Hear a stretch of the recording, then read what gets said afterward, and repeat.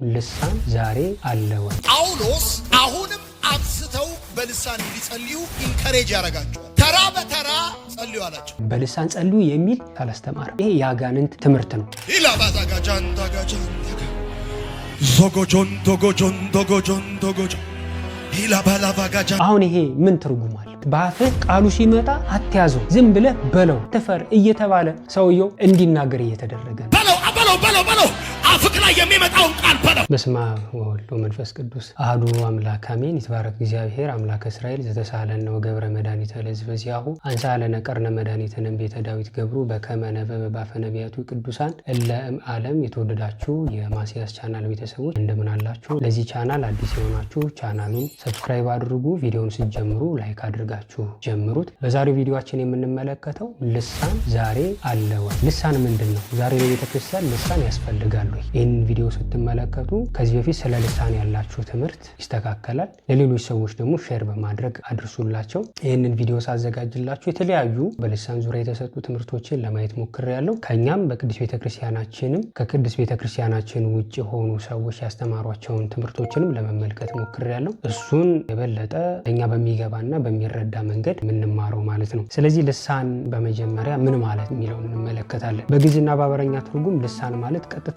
ትርጉሙ አንደበት፣ ምላስ ወይም ንግግር ማለት ነው ይለዋል። በዚህ መሰረት ጥቅሱን ስንመረምረው በዕብራይስጥ ላሶን ተብሎ ይጠራል። በመጽሐፍ ቅዱስ ውስጥ ለመጀመሪያ ጊዜ ተጠቅሶ የምናገኘው በዘፍጥረት ምዕራፍ 10 ቁጥር 5 ላይ ነው። ቃሉ እንደዚህ ይላል፣ ከነዚህም የአሕዛብ ደሴቶች ሁሉ በየምድራቸው፣ በየቋንቋቸው፣ በየነገዳቸው፣ በየሕዝባቸው ተከፋፈሉ ይላል። በዚህ ክፍል ላይ ልሳን የሚለው ወይም ቋንቋ የሚለው ቃል የገባው ትርጉም ስንሰጠው ማለት ነው የኖህ ልጆች ሴም፣ ካም፣ ያፌት ከጥፋት ውሃ በኋላ የራሳቸውን ኑሮ መኖር ሲጀምሩ የየራሳቸው ቋንቋ፣ የየራሳቸው ባህል፣ የየራሳቸው አኗኗር ስልት ስለነበራቸው ለመጀመሪያ ጊዜ ልሳን የሚለው የተደገረው በዛ ምክንያት ነው ማለት ነው። ኦሪት ዘፍጥረት ምዕራፍ 10 ቁጥር 5 ላይ ይህንን ቃል አሁን ያነበብነውን ቤታችሁ ሆናችሁ ይህን ቪዲዮ የምትመለከቱ መጽሐፍ ቅዱሳችሁን ገልጣችሁ ማንበብ ትችላላችሁ። በዚህ ምዕራፍ ውስጥ በጥቅስ 20 እና ቁጥር 31 ላይ በተደጋጋሚ በተመሳሳይ ሁኔታ በየልሳናቸው በየቋንቋቸው እየተባለ ተደጋግሞ ተጠቅሷል እና ሴም፣ ካም፣ ያፌት ሶስቱ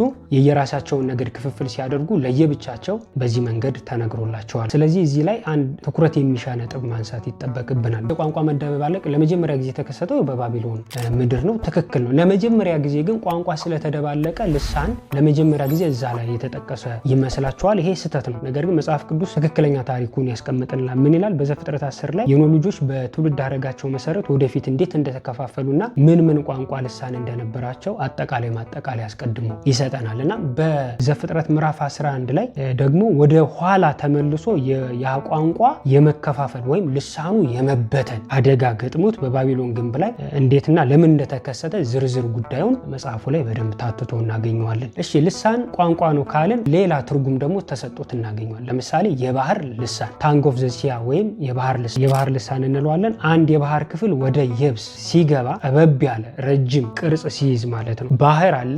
ባህሩ ተለይቶ ወደ የብሱ ሾጠጥ ብሎ እንደ ምላስ አይነት አገባብ ሲኖረው ያ ባህረ ልሳን ወይም ገልፍ እንለዋለን። ብዙ ጊዜ በዜና በምንም ስትመለከቱ ገልፍ ኦፍ ኤደን ተብሎ የሚጠቀሱ ቦታዎች አሉ። ባህረ ሰላጤም ተብሎ ሲጠቀስለት እናገኘዋለን እና ባህረ ሰላጤም እንለዋለን፣ ገልፍም እንለዋለን፣ ኢንሌት ተብሎም ይጠቀሳል። በመጽሐፈ ኢያሱ ወልደ ነዌ ምዕራፍ 15 ቁጥር 2 ላይ በደቡብ በኩል ያለው ድንበራቸው እስከ ጨው ባህር መጨረሻ ወደ ደቡብ እስከሚያይ ወይም እስከሚያሳይ እስከ ባህር ልሳን ነበር ይላል። እዚህ ላይ እንደምንመለከተው የባህር ልሳን ተብሏል። ልሳንን ለማመልከት ሳይሆን ያ ቦታ ቅርጹ ምን እንደሚመስል ለመጥቀስ የተጻፈ መልእክት ነው ማለት ነው። ስለዚህ ዛሬ ወደ ዋናው ሐሳባችን ስንገባ ልሳን ዛሬ አለ ወይ? ልሳን ዛሬ አለ ወይ ተብለን አንድ ክርስቲያን ቢጠየቅ አብዛኛው ሰው ስለ ልሳን ራሱ ያለው ትርጉም በተንሸዋረረ በተንሻፈፈ መንገድ ነው። ብዙ ክርስቲያን በተለይ ከኛ ዲኖሚኔሽን ውጭ የሆኑ የፕሮቴስታንት ወንድሞቻችንም ሌሎችም ወንድሞች ቢጻሳውያን የሚጠቅሱት ይሄንን ነው። አይ ልሳን ዛሬ አለ ይላሉ። እንደ ቅዱስ ቤተክርስቲያን ልሳን ዛሬ አለ ወይ ስንል ባጭሩ ልሳን ዛሬ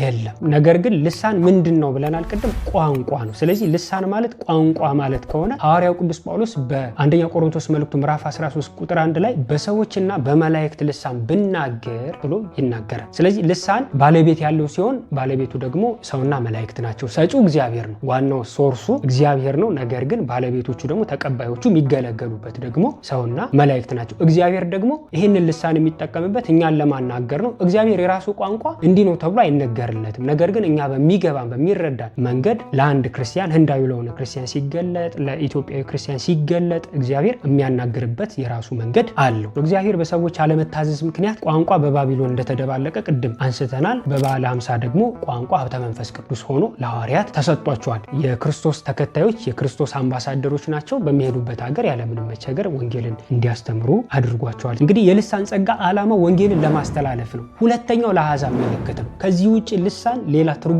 የለው። ልሳንን በሚመለከቱ በዘመናችን የተሳሳቱ ትምህርቶችና ልምምዶች ይታያሉ። ልሳንን የሚቀበሉ የፕሮቴስታንት አብያተ ክርስቲያናት 3 አይነት ልሳን እንዳለ ይናገራሉ። አንደኛው ከእግዚአብሔር ነው፣ ሁለተኛው ከልምምድ፣ ሶስተኛው ደግሞ ከሰይጣን ነው ብለው ራሳቸው ይናገራሉ። ነገር ግን ከእግዚአብሔር ነው ይላሉ፣ እንደገና ደግሞ በልምምድ የሚመጣ ነው ይላሉ። አንዳንድ ቪዲዮዎችን በየመሃሉ ከዚህ ሐሳብ ጋር የሚገናኙ ቪዲዮዎችን አስገባላችኋለሁ፣ ታዩታላችሁ። እንደ ቅድስት ቤተክርስቲያን አስተምሮ ደግሞ ልሳን ከእግዚአብሔር ብቻ የሚሰጥ የጸጋ ስጦታ ነው። ልክ ሐዋርያት በሐዋርያት ሥራ ምዕራፍ 2 ላይ ተጠቅሶ እንደምናገኘው ለሐዋርያት ለአገልግሎት እንዲሆናቸው ተብሎ የተሰጣቸው የጸጋ ስጦታ ነው። አገልግሎቱን ለመስጠት የሚያስችላቸውን ቋንቋ ትምህርት ቤት ገብተው መማር ሳያስፈልጋቸው በጸጋ ወይም በስጦታ መንፈስ ቅዱስ የሰጣቸው ነው። ቅድስት ቤተክርስቲያን የምታምረው እንደዚህ ብላ ነው። ከሶስቱ ሁለቱ ተቀባይነት የሌለው እንደሆነ ካየን ልሳን መመርመር አለበት ማለት ነው። ለምን ካልን ሁለቱ በጣም አደገኛ ነው። አንደኛው ከእግዚአብሔር ነው፣ ኦፍኮርስ በቃ ያስኬዳል፣ እናምናለን፣ እኛም እናምናለን፣ የትኛውም ክርስቲያን ያምናል።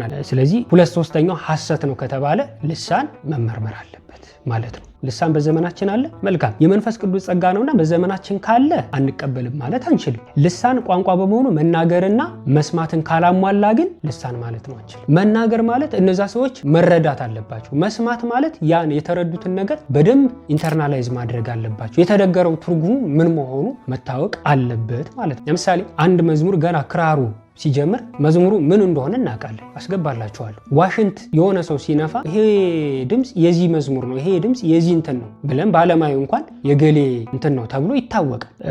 መለከትም ሲነፋ ለጦርነት ይሁን አይሁን በምን ይታወቃል? የሚነፋበት መንገድ በእውቀት ሆኖ ለሰዎች በሚረዳ መንገድ ካልተላለፈላቸው ጦርነት ይሁን ደስታ ይሁን ሐዘን ይሁን አይታወቅም። ስለዚህ ክራርም ሲመታ የሐዘን አለ የደስታ አለ፣ ዋሽንትም እንደዛው። ስለዚህ ቅዱስ ጳውሎስ እየነገረን ያለው ነፍስ የሌለበት ነገር እንኳ ሲል ምን ማለት ነው? ነፍስ የሌለው ክራር፣ ነፍስ የሌለው ዋሽንት እንኳ አለ እና ከዋሽንትና ከመለከት ድምፅ ያነሰ ልሳን ተብሎ ሊጠራ ይችላል። እንግዲህ ቋንቋ ሕይወት ካለው ሰው ነው የሚወጣው። ከግዑዝ የሚወጣው እንኳን መለየት የማንችል ከሆነ ከኛ ከሕያዋን የሚወጣው ልሳን ብለን የምንናገረው አስገባላችኋለሁ።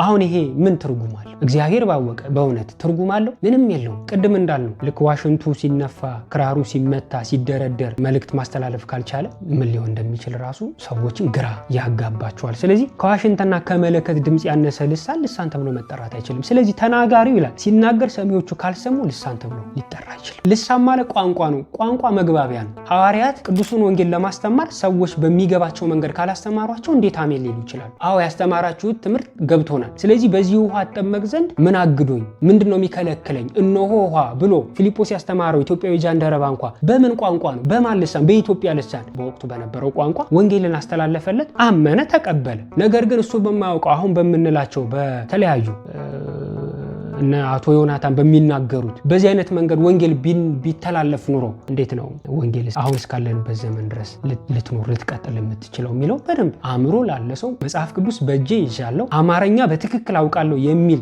አንድ ሰው እንዴት ይሄን መመርመር ሊያቅተው ይችላል? ስለዚህ በልሳን ጩኸት ሳይሆን ያለው የመንፈስ ቅዱስ መልእክት ነው። በልሳን የመንፈስ ቅዱስ መልእክት ነው ሊተላለፍ የተፈለገው እንጂ ጩኸታችን አይደለም። አዳራሽ ውስጥ እንዳለው ውክቢያ ምንም ማን ምን እያለ እንደሆነ በማይታወቅበት መንገድ ብሎ መለፍለፍ መንደፋደፍ የሆነው ነገር ይሄ ልሳን ተብሎ ሊጠራ አይችልም። የልሳኑን ትርጉም ካላወቀው ሰው በግሉም ቢሆን ሊጸልይበት እንደማይገባ ቅዱስ ጳውሎስ አስተምሯል። በተደጋጋሚ እያልኳችሁ ነው። ሰውየው የማያውቀው ከሆነ አእምሮ ያለ ፍሬ ስለሆነ የሚጸልየው ያለ ልብ ግንኙነት ኮኔክሽን ስለሆነ የሚጸልየው ሊጸልይበት አይገባም ብሎ በአንደኛ ቆሮንቶስ መልእክቱ ምዕራፍ 14 ቁጥር 13-15 ይናገራል። ቃሉን ላንብብላችሁ። ሐዋርያው ቅዱስ ጳውሎስ በአንደኛ ቆሮንቶስ መልእክቱ ምዕራፍ 14 ቁጥር 13-15 እንደዚህ ብሎ ይናገራል። ስለዚህ በልሳን የሚናገር እንዲተረጉም ይጸልይ። በልሳን ብጸልይ መንፈሴ ይጸልያል፣ አእምሮዬ ግን ያለ ፍሬ ነው። እንግዲህ ምንድን ነው? በመንፈስ እጸልያለሁ፣ በአእምሮም ደግሞ እጸልያለሁ። በመንፈስ እዘምራለሁ፣ በአእምሮም ደግሞ እዘምራለሁ። እንዲያማ ካልሆነ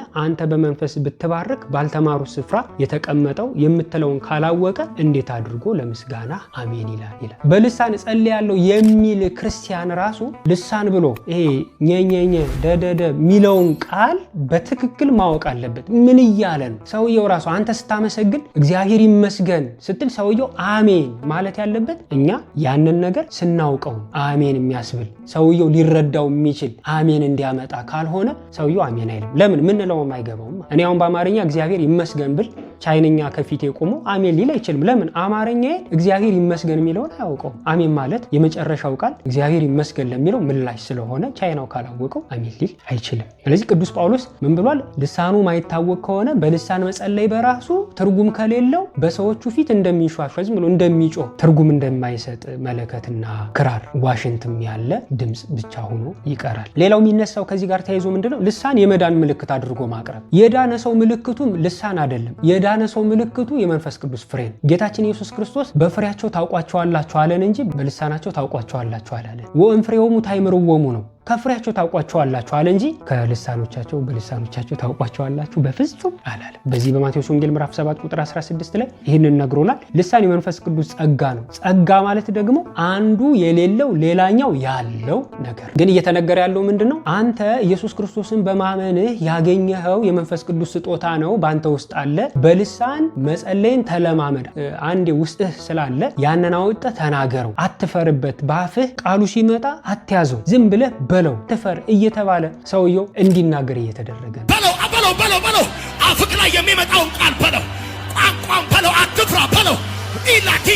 ልሳን ጸጋ ከሆነ ጸጋ ደግሞ ላንዱ ያለው ላንዱ የሌለው ከሆነ መንፈስ ቅዱስ የሚሰጠው በጎደለው የሚሞላ ስለሆነ ልሳንን እግዚአብሔር ይሰጣል። ምን ባለ? ባወቀ በተረዳ አስፈላጊ ነው ብሎ ካመነ ይሰጣል። ለክርስቲያኖች ግን የተሰጠው የመንፈስ ፍሬ ለሁሉ ተሰጥቷል። ለምሳሌ ለድሆች ቆርሶ ማጉረስ፣ ቀዶ ማልበስ ለክርስቲያን እኛ እንመለከትና እገሌ ታድሎ እንላለን። ታድሎ አይደለም፣ የመንፈስ ቅዱስ ፍሬ ስለሆነ ነው፣ ምርጫ ስለሆነ ነው። በምርጫችን የመንፈስ ቅዱስ ፍሬን እንገፋዋለን እንጂ በምርጫችን የመንፈስ ቅዱስን ፍሬ እንገፋዋለን እንጂ የመንፈስ ቅዱስ ፍሬ ለሁሉ የተሰጠ ነው። ጸጋ ግን ለሁሉ የተሰጠ አይደለም። ለምሳሌ ጳውሎስ በዚሁ በቆሮንቶስ መልእክቱ ለአንዱ አለ የማስተማር ጸጋ፣ ለአንዱ የመምከር ጸጋ፣ ለአንዱ የመዘመር ጸጋ ይኖረዋል።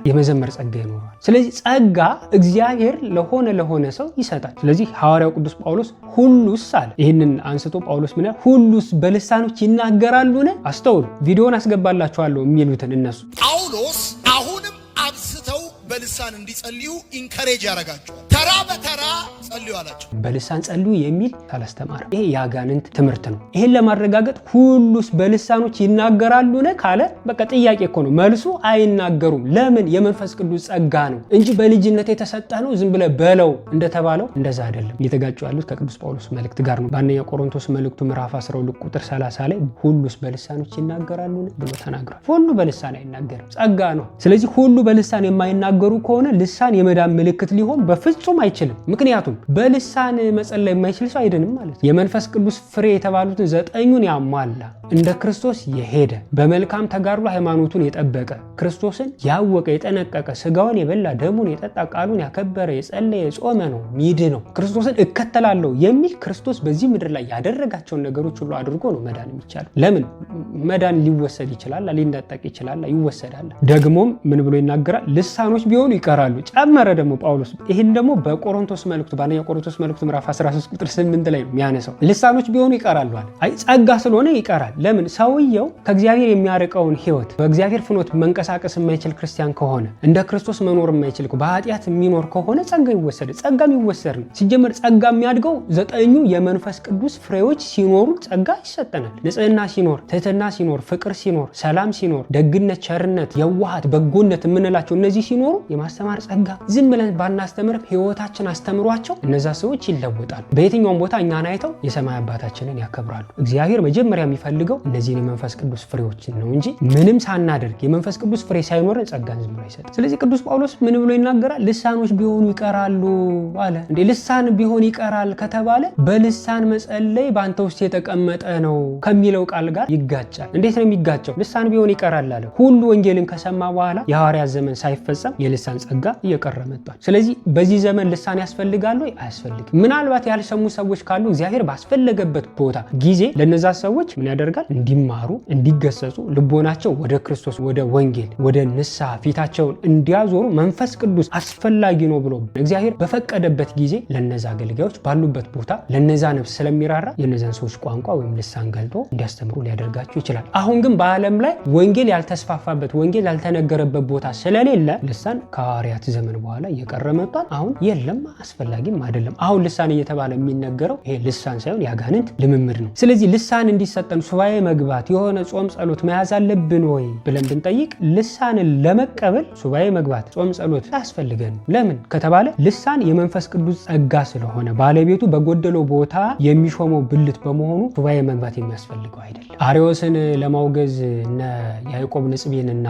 ሌሎች እነ ቅዱስ ኤፍሬም አውግዘው ከተመለሱ በኋላ ያዕቆብ ንጽቤን ቅዱስ ኤፍሬምን ሂደህ ታላቁ ባሲሊዮስ ዘቂሳርያን አገኘው ብሎ ነገረው። ታላቁ ቅዱስ ባሲሊዮስ ዘቂሳርያ ሲያስተምር አገኘው ይላል። ተመለከተው። እንደዚህ አይነት አለባበስ ለብሶ እንደዚህ ነው የእግዚአብሔር ጸጋ በጠበቀ ባሸበረቀ ልብስ እንዴት ሊገለጥ ይችላል? ይሄ ልክ አይደለም። እኔም ማውቀው አስተማሪ ባህታዊ የነዳይ ልብስ ማለትም በጣም ያደፈ የነተበ ልብስ ለብሶ ነው ቃለ ወንጌል የሚያስተምር። ይሄ ደግሞ በጣም አይደለም ብሎ በውስጡ ይሄን ሐሳብ እያሰበ ነበር። የበቃ የነቃ መሆኑን አላወቀም። ብዙ ምልክቶችን እስኪያይ 4 ይለዋል፣ ከዛ በላይ ይለዋል። ግን አንዱን ልንገራችሁ፣ እሳት ካፉ እየወጣ የሚናገረው ቃል ምዕመናንን እየተዋሃደ ልቦናቸው ሲቀይር ተመለከተ። ኋላ የበቃ የነቃ ነው ብሎ በማዕዘን በኩል ሂዶ ተቀመጠ ይላል። ኋላ ምን አለ ቅዱስ ባሲሊዮስ ዘቂሳርያ፣ በዚህ ቤተክርስቲያን በስተምስራቅ በኩል አንድ ሰው ተቀምጦ ታገኛለህ፣ ሂዱና ጥሩት፣ ቅዱስ ባሲሊዮስ ዘቂሳርያ ይጠራሃል በሉት አለ። በዚህ ምልክትም ቅዱስ ባሲሊዮስ ዘቂሳርያ የበቃ የነቃ እንደሆነ ቅዱስ ባሲሊዮስ ዘቂሳርያ የበቃ የነቃ እንደሆነ ተመለከተ። በኋላ በአስተርጓሚ ሲያወሩ ነበር ይላል። ዋናው ነጥብ ይሄ ነው። በአስተርጓሚ ሲያወሩ ነበር። ኋላ ግን መንፈስ ቅዱስ ገለጸላቸውና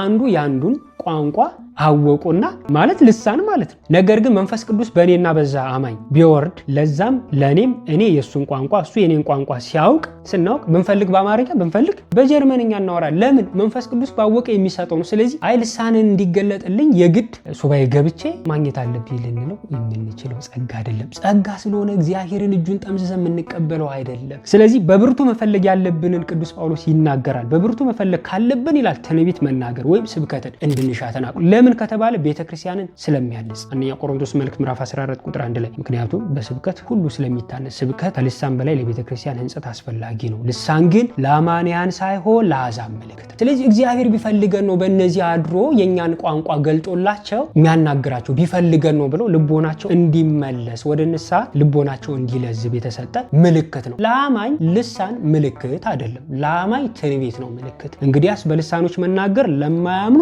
ምልክት ነው እንጂ ለሚያምኑ አይደለም። ትንቢት ግን ለሚያምኑት እንጂ ለማያምኑት አይደለም ይላል ቅዱስ ጳውሎስ በአንደኛ ቆሮንቶስ መልእክቱ ምዕራፍ 14 ቁጥር 22 ላይ። ስለዚህ ምዕመናን ሊጋደሉ የሚገባው ለመንፈስ ቅዱስ ፍሬ እንጂ ለጸጋ አይደለም። ጸጋ መንፈስ ቅዱስ ባወቀ የምንቀበለው ወይም እሱ ሲፈቅድ እግዚአብሔር ሲፈቅድ የሚሰጠን ነው። ስለዚህ ጸጋ የሌለው ክርስቲያን የለም። ፍሬ የሌለው ክርስቲያን ግን ፍሬ ችላ ተብሎ ስለ ጸጋ ማውራት ከእውነቱ መሸሽ ነው። ዋናውን ጸጋን የሚያሰጠንን ነገር መሰረቱን ንደን ነገር ግን ዝም ብሎ ጸጋን መለመን ይሄ ትልቅ በደልና ኃጢአት ነው። ወንጌል በሁሉ ቋንቋ ስለተነገረ ከሁሉ ቋንቋ ሰባኪ ስለተገኘ ልሳን የቀረበት በዚህ ዘመን አለ ወይ ለሚለው ቅዱስ ቤተክርስቲያን ልሳን ያስፈልጋታሉ በዚህ ዘመን ለሚለው ነገር መልሳችን ምንድን ነው ከተባለ ከሁሉ ወገን ከሁሉ ብሔር ከሁሉ ሀገር ወንጌልን ማስተላለፍ የሚችሉ ሰባኪያን ወንጌላውያን ስላሉ ልሳን ያስፈልጋል። እንግሊዘኛ ለሚናገሩ ሰዎች ገብተው ዛሬ ሰርች አድርገው ዩቲዩብ ላይ የእንግሊዘኛ ስብከቶችን ማግኘት ይችላሉ። ህንድ የህንድኛ ስብከቶችን፣ አማርኛ የአማርኛ፣ ቻይንኛ በቻይንኛ። ከዚህ ውጭ ያለው ግን ይሄ አፍ ላይ የመጣውን በለው አትሸማቀቅ። የግዴታ ማገናዘብ የለብህም። አእምሮ ምን እያልክ እንደሆነ ራሱ ማወቅ የለብህም።